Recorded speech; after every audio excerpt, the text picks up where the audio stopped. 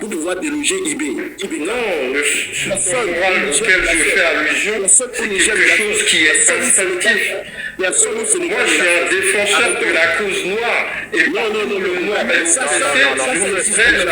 nous ne sommes pas encore dans ce cadre, s'il vous plaît. Nous ne sommes pas encore dans ce cadre, monsieur. Et il faut voir ceci. Regardez tout ce que Ferdinand Ité a dénoncé par rapport à cette entreprise burkinabé, par exemple. Est-ce que vous croyez que le régime burkinabé ne savait pas? Ils savent ça. Donc, tant que la situation perdure et que ça les arrange, ils se taisent, ils vont regarder. Il nous appartient à nous de nous organiser pour faire. On ne doit attendre la compassion de personne. La lutte doit être je vais accompagner les uns les autres. Je suis d'accord avec vous, les commerçants, écoute-moi. S'énerver contre moi. Non, n'est pas. Écoute-moi. Si aujourd'hui tout ce que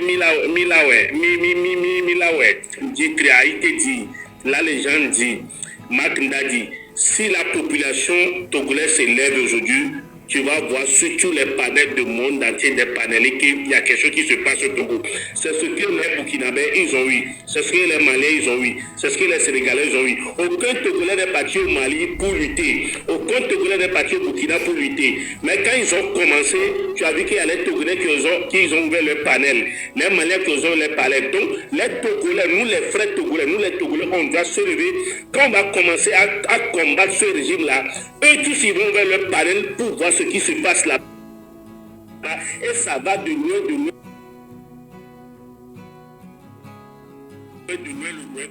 C'est ce que je voulais te dire. Merci, il faut que j'ai tout à fait.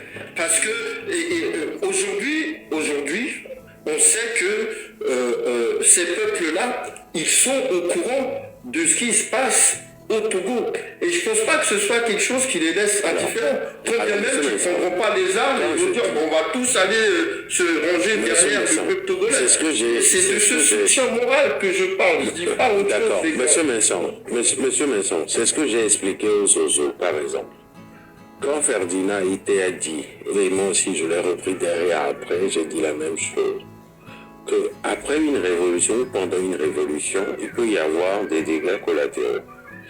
Nous, on fera tout pour éviter cela. Mais si ça arrive, c'est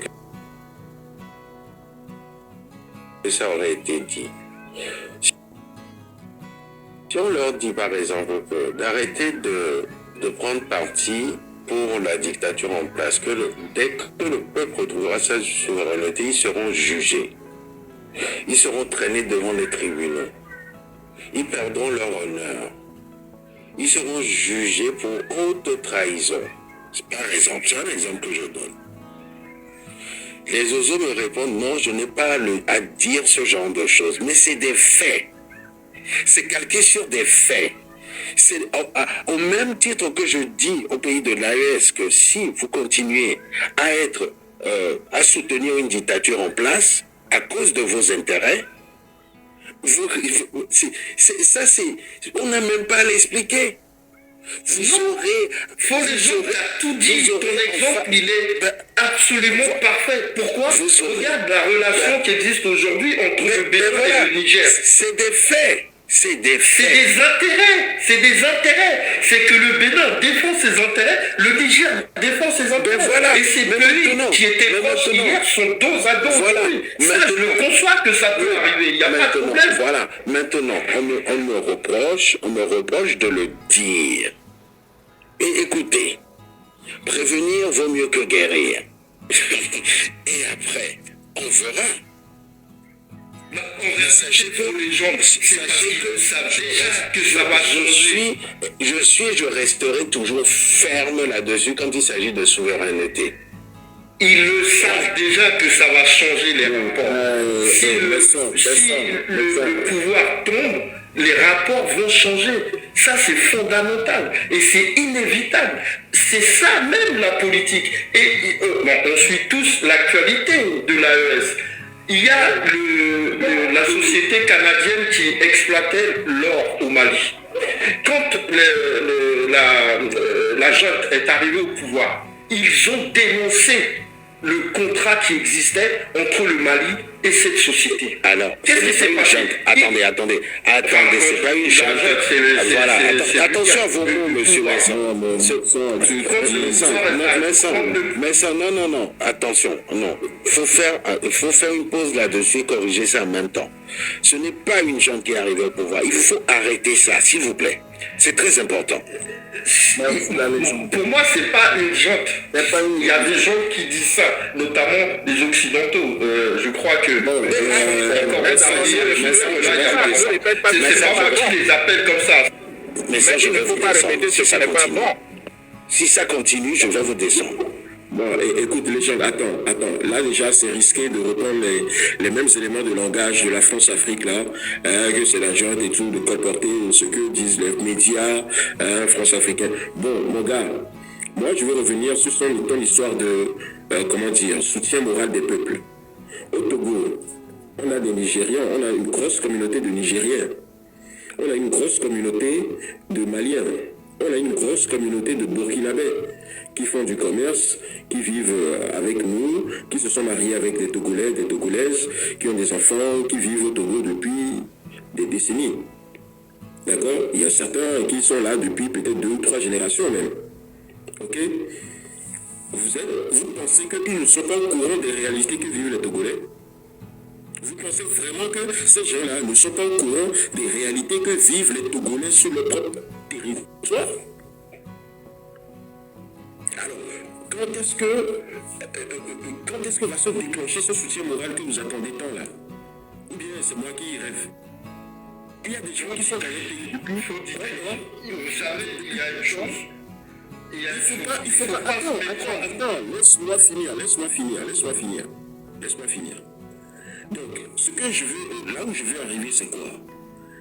On a une mission. Nous, en tant que Togolais, on a une mission, c'est de reprendre le contrôle de notre destin. Parce qu'on voit quelque chose qui n'est plus bénéfique aux Togolais. Il y a beaucoup de choses au Togo qui n'est plus bénéfique aux Togolais. Les Togolais ne profitent pas de la croissance économique du pays. Les Togolais ne profitent pas de, des bons résultats du port. Les Togolais ne profitent pas des bons résultats de la vente des phosphates, qui est quand même la première ressource minière qu'on est en train de vendre. On n'a pas de protection sociale quand vous êtes au chômage. Vous n'avez pas d'indemnité de chômage. Quand vous touchez le SMIC, vous n'avez rien qui vienne vous compléter, vous n'avez pas d'aide sociale, vous n'avez pas d'allocation familiale ou des choses comme ça. Vous n'avez pas d'hôpitaux, vous n'avez pas de mutuelle gratuite, vous n'avez pas de sécurité sociale. Et à côté, on a des communautés qui sont installées là, des communautés étrangères, sans faire dans du xénophobisme primaire, mais on a beaucoup de communautés étrangères qui sont installées, qui ont réussi à même assujettir à l'administration, à servir à l'administration pour que l'administration soit à leur botte. Ils les corrompent, ils font tout pour que l'administration puisse être de leur côté. Aujourd'hui, vous avez un problème avec un commerçant libanais, un commerçant nigérien, un commerçant tchadien. Vous allez à la police, c'est le commerçant tchadien ou libanais qui va gagner. Il y a pléthore d'histoires comme ça au Togo actuellement. Il y a pléthore d'histoires. Il y a même l'immeuble là qui vient d'être construit à Sigami. Ça a été vendu à des étrangers. Et c'est les étrangers qui renouent à nos mamans qui sont commerçantes au Togo. Donc, il y a tellement de choses aujourd'hui, mon frère. Et puis, on ne peut plus être dans l'angélisme béat. Ça, c'est de l'angélisme béat. Aujourd'hui, le Togolais doit se lever. On doit se lever, on doit s'indigner, on doit s'énerver en fait.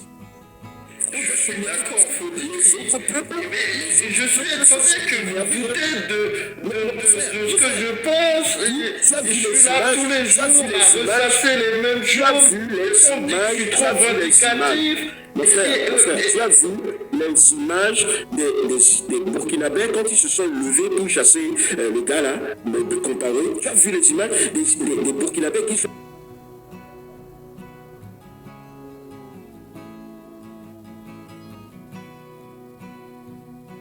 énervé. J'ai vu ça, faut dire, j'ai tout vu. J'ai vu il y a 2 semaines ce qui s'est passé au Niger.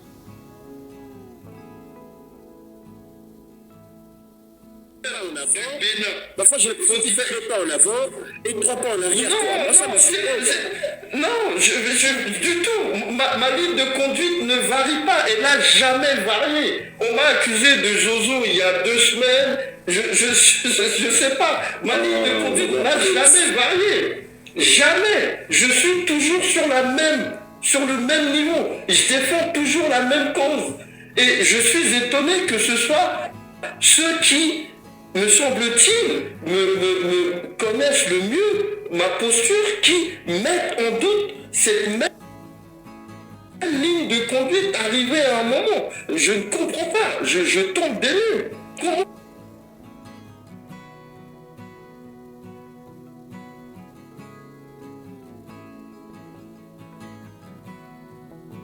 Personne n'a douté de votre position. C'est les actions non expliquées, les paroles, les mots mal utilisés. On est dans une guerre de communication, on est dans du cognitif actuellement. Arrêtez, surtout, je crois que ça commence vraiment par ce...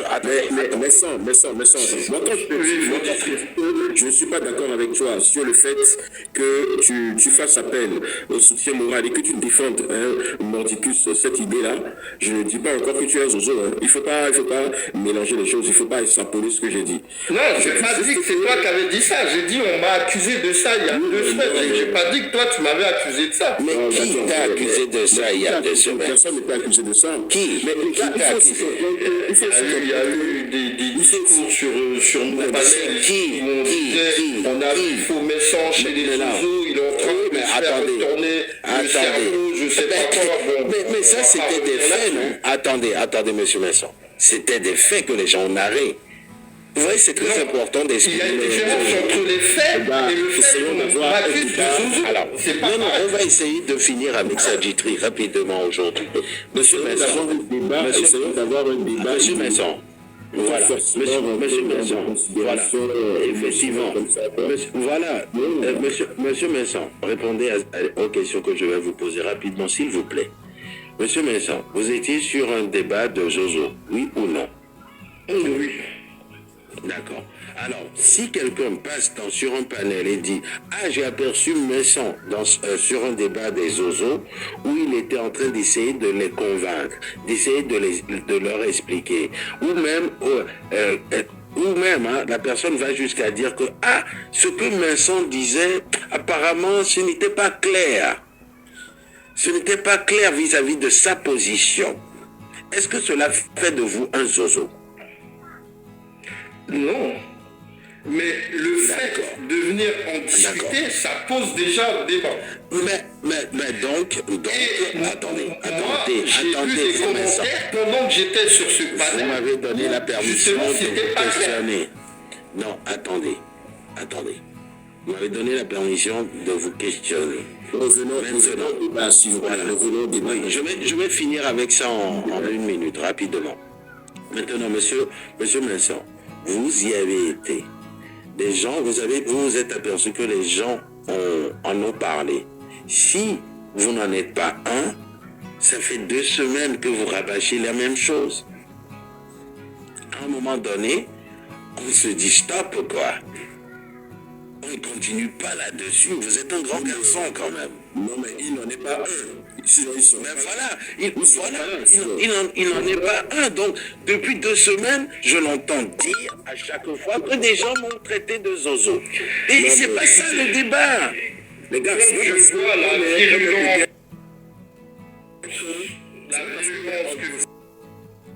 que vous avez. C'est pas parce qu'on a des accords sur une idée que forcément vous êtes étiqueté de zozo. Voilà. Mais vous savez que même dans un parti politique, vous savez que même dans un parti politique, il y a plusieurs courants. Il peut y avoir plusieurs courants politiques. Ben oui.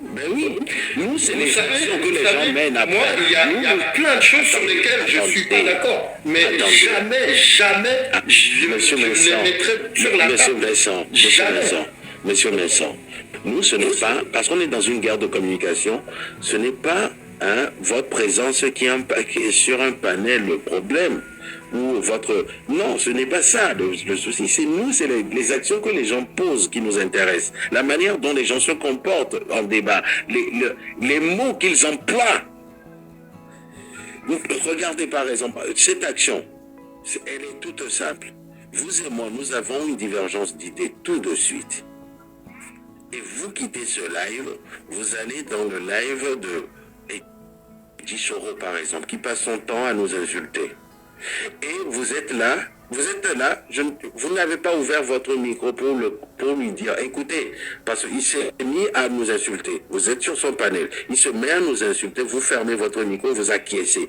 Qui se tait consent?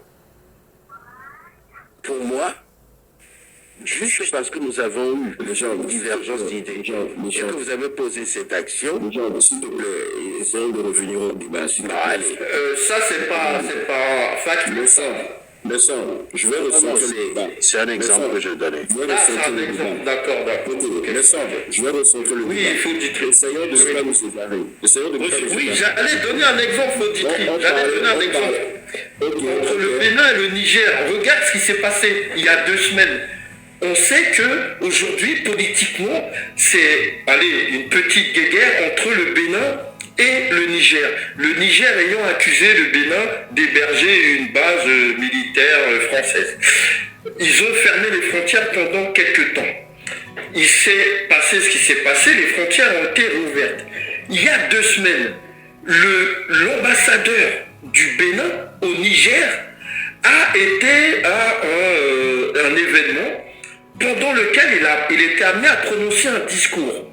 Et dans son discours, à la fin de son discours, il a demandé pardon au peuple nigérien pour les actes qu'aurait posé son président, c'est-à-dire Patrice Talon.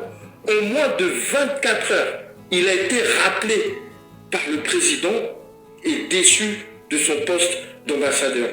La population, les populations se sont... ils n'étaient pas contents, quoi.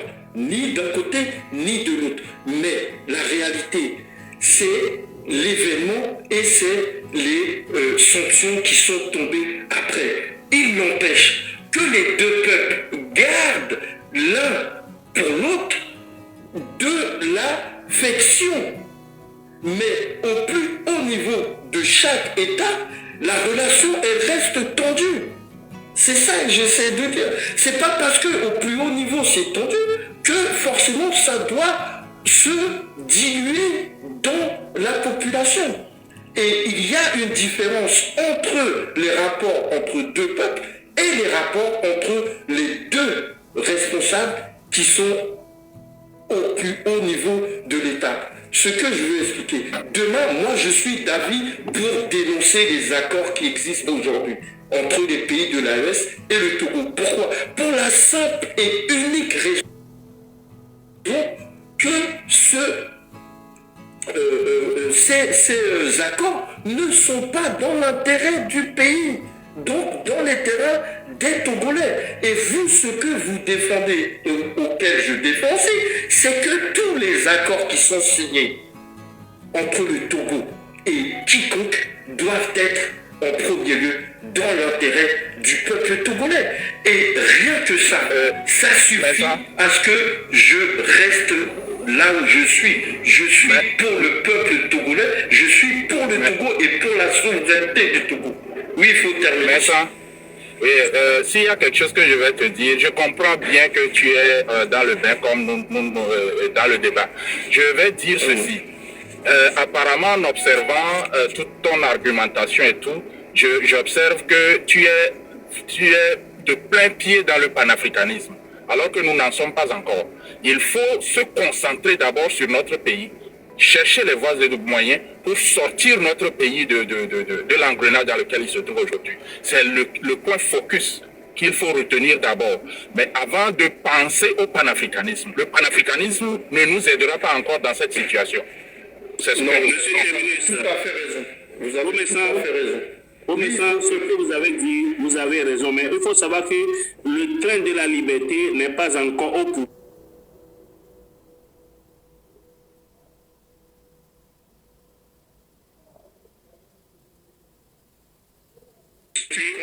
quand vous allez arracher le peuple avoir sa liberté, il y aura la transition. C'est là qu'on va définir tout ce que tu as. Tout ce que tu as dit, vous avez raison. Mais aujourd'hui, on est dans la dictature.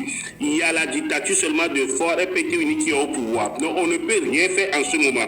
Il faut attendre quand il y aura la transition et le nouveau gouvernement. C'est là que si ça ne va pas, moi, je vais dire que j'aurai mon parti pour ma partie politique qui sera le peuple de la liberté. Tu aussi, mais sans tu peux avoir ton parti politique. Et là, on va lutter contre ça. Mais aujourd'hui, on est dans la révolution pour que la force vienne au peuple et puis le peuple va décider qui sera le gouvernement. S'il ne fait pas bien, demain, dans 2 ans, 3 ans, 4 ans, 5 ans, nous tous, on peut encore ouvrir notre panel pour défendre ce qu'on veut défendre. Pour le moment, on n'est pas à ce niveau. On n'est pas du tout à ce niveau. Et je suis tout à fait d'accord. En fait, on va laisser la parole aux autres, s'il te plaît. Oui, on va laisser la parole à Founé. Qui est arrivé. Est-ce que tu...